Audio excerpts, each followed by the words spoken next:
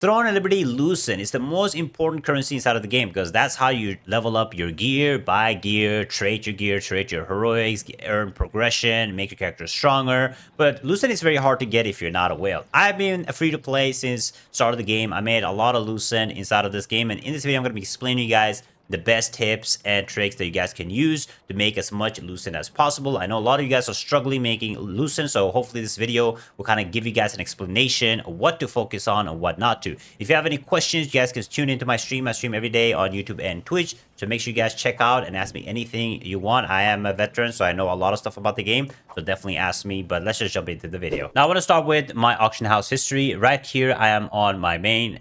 My main character has made 11k Lucent. Since this is where the history goes. This is when Hyperboost came out. You can remove like these, so like 10k is what my main has made, and then if we check my Hyperboost character, it should be around the same 11k. So I made a total of 22k Lucent estimated since the launch of the Hyperboost combined with the characters. And as you guys know, which I explained to you guys before Hyperboost came out, is you guys shouldn't have two characters, because with two characters you can double the Lucent, because Lucent is a counter. I have the exact same Lucent of both my characters. So here you can see also, since the Hyperboost came out, my Hyperboost character has made almost 11k Lucent. Still has some things for sale. So how can you make Lucent? Now this Lucent is made mainly not through any crazy luck. I haven't had any great success crafting, which I will explain later what it means. I haven't had any world boss drops either, which I have soul or chest drops.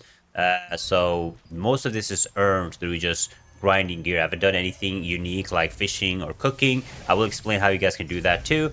But this is straight up just knowing what sells, knowing what to trade and what not to, and what to use your ink on. So let's talk about what is the main important thing to make you Lucent. The super most important thing that you guys will have in the game to make Lucent is the ink. Yes, ink is so important and so good. If you guys go to this guy, contract coin merchant, this ink you should buy every single week out. This is very limited, especially in Hyperboost characters. This is super limited, which means that lithographs are going to be extremely important to sell. A lot of people are looking for lithographs. There are not enough lithographs because everybody is capped to this every single week. You get 50 of them, and you need a 100 to lithograph a tier 3 item. So you need 2 weeks to lithograph an item. So the two ways to get them is there and through the Ornate coin. Sometimes they have events that give lithograph enchanted ink too. But why this is so important is to buy a gear piece. Let's say I want to buy a gear piece. Let's say I want to buy a blood piece. Either I have to drop a blood piece, which is super rare, but the only other way to get a blood piece is through a lithograph. So if you go to armor, you will see that the only way for me to get it is buy a lithograph, because with the lithograph I can craft the armor, right? So these lithographs are absolutely insane. They sell for a lot of Lucent. So if you're going to use your ink, which is going to be your main source of massive income, you want to, on Hyperboost characters, you want to only use it on pieces that will give me 1 to 2k Lucent. So when I look through my stuff right here, you will see that I have all these items right here. And I will look through, let's say Hellfire Cape is a good cape. I will always go look how much it's worth. And this is also where a lot of people make mistakes. When you look at Hellfire Cape, you will see it goes for 700. I could potentially make an ink of it, but I'm not going to, because I kind of want a piece for even higher. But sometimes people will be like, there's nothing in auction. One is selling for like a lot of money, and they will click it and it will sell it, but never sell. Because you guys have to make sure that you look at a few things before you actually sell the lithograph. One is you always look at this. The unit price is 50% higher than the average price. But if somebody sees it as a buyer, you usually don't want to buy it because it's obviously overpriced. It will drop down in price eventually. And the second thing, if you click into it, you will see the average price of this item is 455 Lucent. So that means that the average price is actually even lower. So honestly, it might even sell for that much. So many people make a mistake. They will look through the lithograph, right? Let's see if we can find like a super overpriced lithograph here. Let's see. Dynasty or Brute maybe. Blood Hunter is good. There's always like one like super overpriced lithograph, which makes no sense. Blood Hunter boots are still good. Maybe in the accessories you can find something. Brutal Agony is good. Da Vinci Signet, for example. One is selling. Somebody's put this lithograph for 1,000 Lucent, right? And you, as a seller, might be like, oh my god, I got the Da Vinci, I have one in my bag, and I'm going to lithograph it. When you go into it, you will see that this is priced 170% higher. The average sales price for this is 300 Lucent. But the person that just made this into a lithograph just wasted 50 ink on a 300 item. This is never going to sell unless people are stupid. So only want to make sure that you're selling or using your ink on items that are worth over 1,000 Lucent. You have double checked it in the auction house. Now, the obvious items for this is the Blood Hunter set you can get from certain from doing backgrounds or from this gold chest or other ways. Of course, you can get them too, but these are the best because this Fallen set, this Blood Hunter set, these pieces are BIS gear, which means they're always needed. Some of these accessories too, they're always needed because they're BIS. So if you look at any of the Blood Hunter sets, if you drop one, I sold one the other day. Let's see here, Fallen Dynasty. Now it's even worth more. I actually wasted money on this, but I have a Fallen Dynasty here, Fallen Dynasty here. And if you look at the Fallen Dynasty worth right now, let's see, it's worth 1.8k. So basically, I lost on more money because it went up in price. So this is the only time you guys want to use your ink. That's the only time I use it. On Hyperboost, this is like around 1k. On the Legacy servers, I think they're about like 600. If it's worth like 600, like I usually do half price. I feel like Legacy servers like half price of Hyperboost. So usually on Legacy servers, you want to sell it for like 600 for the lithograph, while on Hyperboost is over 1,000, right?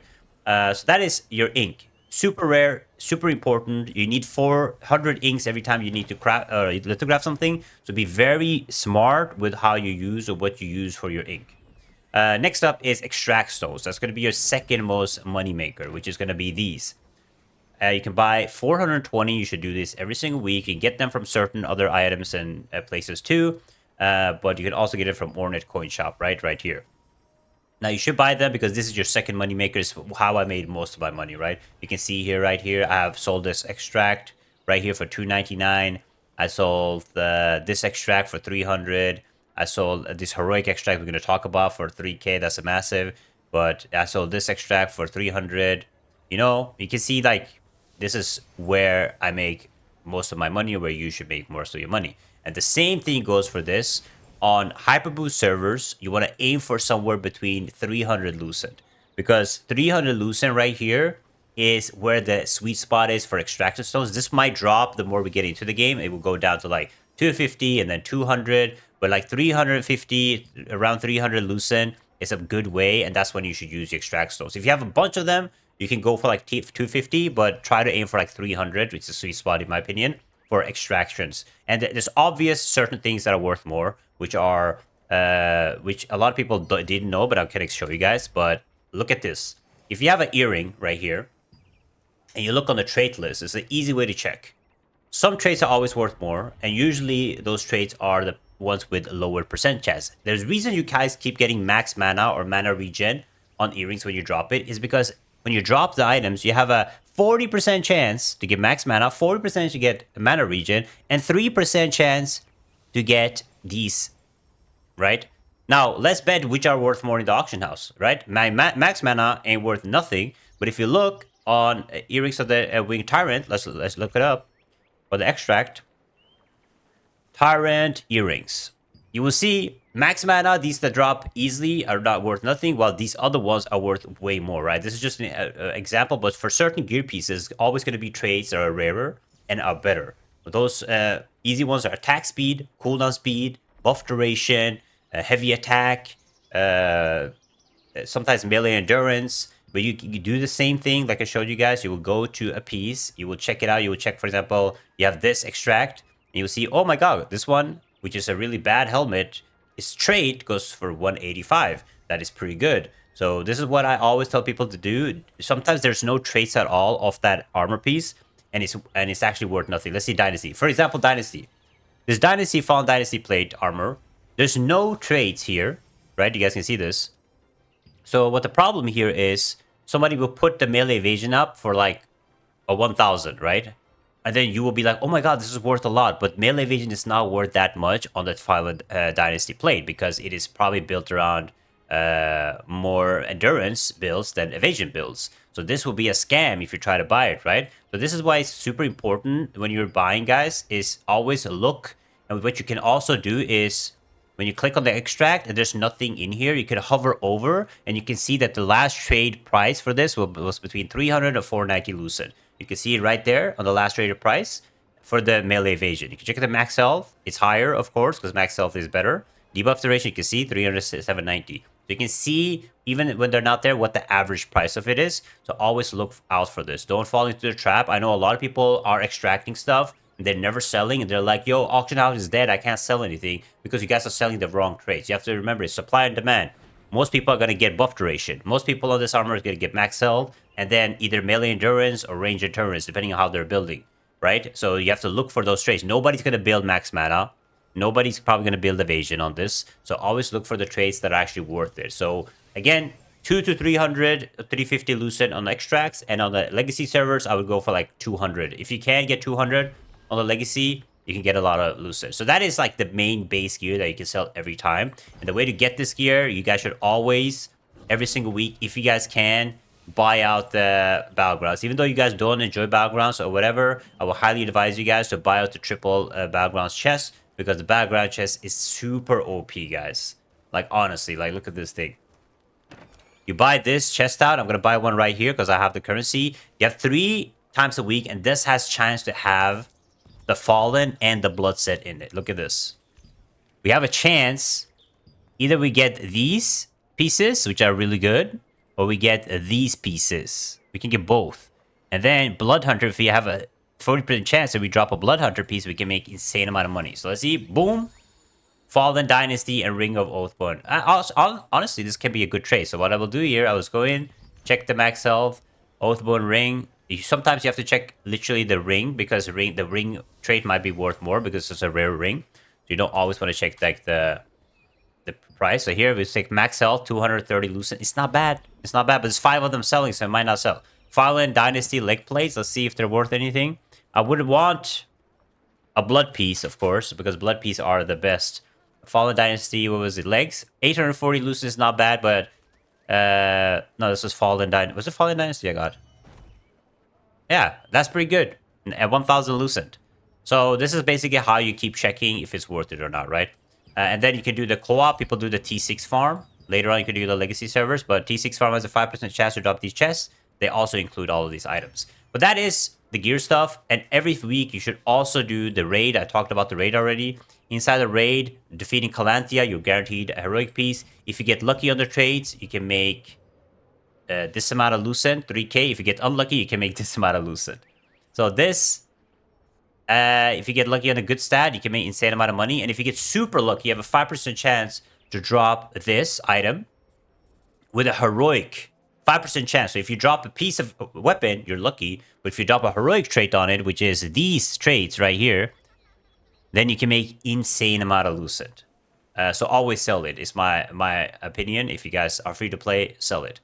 So that is like the gear stuff. And now we got to talk about the other things that you guys can do, because you can actually make money through life skilling. I know people that make about 1,000 Lucent a day by cooking or fishing. I'm going to make a deeper guide on it, but certain things, guys, are worth a lot of Lucent in this side of the game. Before, it was like the golden apple pie, because you kind of need this to run your abyss tokens, because it gives you weapon mastery bonus. I think the golden apple pie isn't worth that much anymore. But there's certain food items where you can farm, which is going to be a lot of money.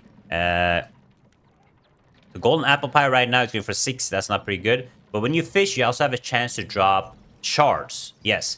What are shards? Shards are basically these things. Tevin shards, because you need Queen Belendir shards. These can drop while you're fishing.